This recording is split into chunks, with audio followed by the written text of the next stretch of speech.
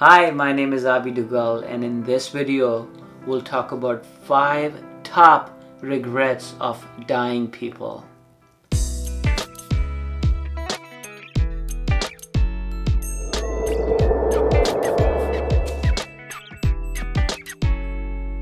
Now, regret is an emotion, and it's really difficult to explain the emotions in language. But let's give it a try. So regret is an emotion you feel in your heart in this present moment, that this present moment could be different, happier, perhaps better if you did something about this in your past. Now, what a crazy emotion. The worst thing about this feeling of regret is there is nothing you can do about this in this moment. Let me try to explain this feeling of regret with an example from my life. See, in my past life, not the previous life, but this life earlier, I used to be an IT consultant. So in IT consultant, I used to travel to all these different customers around the world, mostly in US. So I would travel from one state to another every week. And I remember this incident when I was working in LA with a customer. And I had to fly back to Philadelphia. That's where I used to live then. And I was so excited to take the flight from LA to Philly to see my loved ones.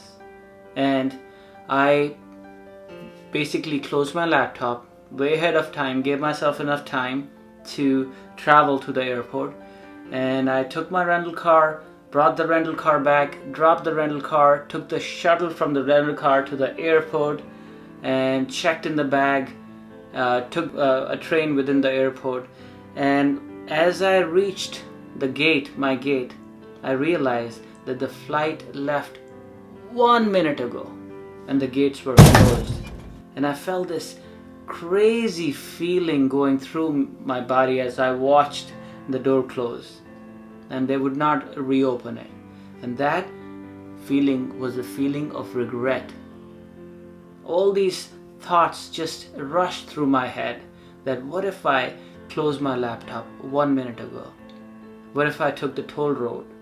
What if I took the bridge instead of a tunnel?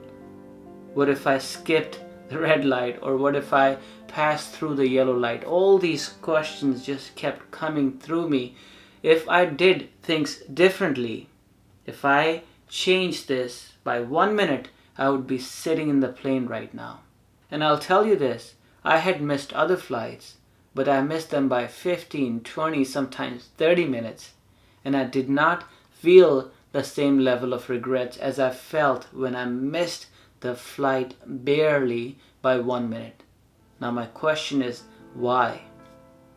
So as I thought about this question, I realized that when we feel that we are responsible, that we could have done something very small that could have changed the outcome altogether, that's when we feel really guilty. So what is that area in your life right now that you can change, tweak just a little bit, that it would prevent you having a regret 10 years from now? So my friends, let's talk about 5 top regrets of dying people, and perhaps learning from this wisdom from dying people, we can tweak a little bit of our present moment so we don't have regrets going forward when we eventually pass on. So let's look at these 5 regrets from dying people. I have it on my phone. So the first one is, I wish I had the courage to live a life true to myself, not the life others expected of me. So really think about this. Are you living a life that inspires you? Or are you living a life that is expected of you from your parents, from the society? So I would say take 5 minutes, close your eyes, pause this video, and really think about what you can do in your life differently today so you could be your best expression. Second one might come as a surprise to you.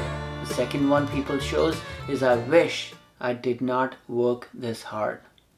Now in our society, we are conditioned to work hard. We are conditioned to we are sold into an idea of productivity that we have to keep producing, consumerism. See, instead of being a human being, we have become human doings. See, the first realization, if you are on your spiritual journey, is to take your time back. Your time becomes an invaluable asset. And your goal is no longer to stay busy to get more done, but to simplify your life so you have less to do. See, if you want to know the preciousness of your life, you have to really bring awareness to your death. See, in this culture in the West, death is considered something evil, something taboo that you don't want to talk about it. But in Eastern culture, death is considered our best teacher, because through death we know how to live our life. So let me read you this beautiful quote from Untethered Soul, written by Michael Singer, and I'll link this book in the description.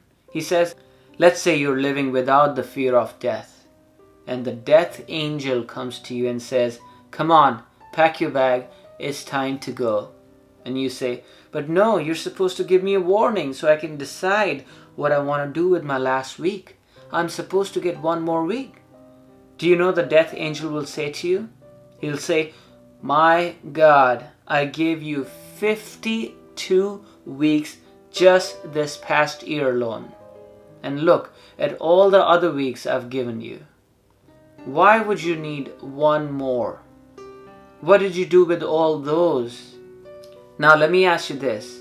If you were asked this question, this is your last day, this is your last week to live, what would your response be? Would you say that I was not warned? I need one more week to live my life the way I always wanted to live? Well, whatever the case is, let's learn from these dying people. Third one, I wish I had the courage to express my feelings. Now this is a very, very important one, and I want to give you an example that growing up in India, I did not see anyone around my family, around my friends, or even heard of people having cancer. But when I came to America, in spite of the technological advances and in spite of all these resources available, people had cancer. Whether it's skin cancer or lung cancer or all these different kinds of cancers. And I really feel that it all comes down to the culture and the way you are brought up, the way you express yourself in the culture. If you have all the tools, the healthy tools to be able to express yourself. Now, there was another study done on Indian culture, and they said they did find cancer in India, but it only happened to people who were in diplomatic positions, the kings. It was called Rajasi Rog.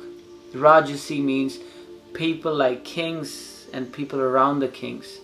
So if you really think about it, in the West, the culture is in a way where sometimes we are not able to express how we feel inside. We're not able to express how we feel about our boss when boss says something. Even if you're feeling angry about the situation, you'll just smile. And then there is no one in the house you can express your feelings with. So all these pent-up emotions over the years can lead to something physical like cancer in the body. So my friends, find your best expression. Find a healthy way to be able to express your feelings and have the courage to express your feelings. Fourth one, I wish I had stayed in touch with my friends. Now this is a little tricky one because growing up in India, I used to have a lot of friends who I stayed in touch with for the first maybe 5 years. Whenever I would go back, I would go meet them. I would do a phone call with them regularly. But slowly, this staying in touch didn't work out because I started making more and more friends and my life really started changing. I did not have the same kind of conversation I used to have back then. So I would say if your friends are changing, there's nothing wrong with that. And you tell me your perspective. See, the things you used to talk about, the things you used to have pleasure talking about, may not be the things you have pleasure now talking about. So whenever I would go back to India or have a conversation on the phone with a friend I haven't talked to for a while, the first thing that would come out of their mouth is, Abhi, you have changed. And the reaction to that would be, for me, would be, no, I haven't. I am the same person you knew. This used to be my default reaction. But now, as I started understanding that, yes, I am changing, I've started taking that as a compliment. If somebody doesn't tell me you have changed, that's when I really get worried. But really, think about it. You are on an evolutionary journey. And people who usually tell you that you have changed are the ones not changing. And think about logically, if you're driving in a car and there's a car right next to you driving at the same speed and you look over, it doesn't seem that car is moving at all. But if you're sitting on the side of the street watching the car drive by, you'll notice the speed is changing. So this is why people who are not changing will notice the change in you and take that as a compliment.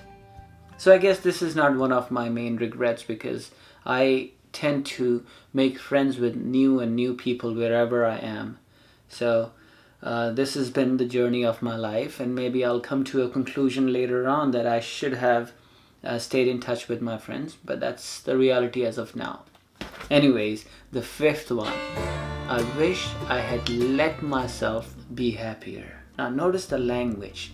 I wish I had let myself be happier. As if it is a choice. What do you think? Yes, happiness is a choice. And I want to read you something again from Michael Singer's same book, Untethered Soul. It says most people don't dare to give themselves that choice because they think it's not under their control. Someone might say, well, of course I want to be happy, but my wife left me. In other words, they want to be happy, but not if their wife leaves them. But that wasn't the question. The question was very simple. Do you want to be happy or not?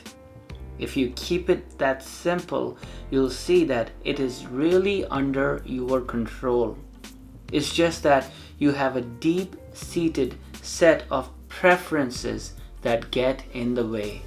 So my friends, see if you can pause the video now and see if you can notice something about yourself, a preference in life which is keeping you from expressing your happiness.